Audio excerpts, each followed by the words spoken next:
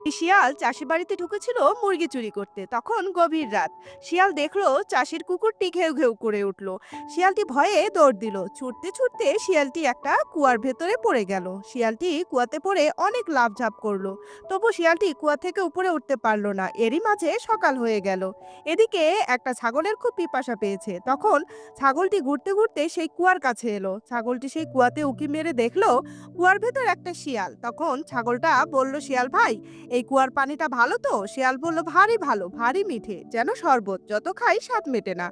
তুমিও এসো, একবার খেলে জীবনে ভুলতে পারবে না। বোকা ছাগল তখনই লাফিয়ে পড়লো কুয়ার ভেতর। আর অমনি ছাগলের শিঙের উপর পা রেখে শিয়াল উপরে উঠে গেল। ছাগল পানিতে হাবুডুবু খেতে লাগলো। তাই দেখে শিয়াল অনেক হাসতে লাগলো আর বলল, তোমার মাথাটা বড়, তবে বুদ্ধি কম, নইলে এমন করে কুয়াতে লাফিয়ে পড়তে না। একটুখানি ভেবে দেখতে।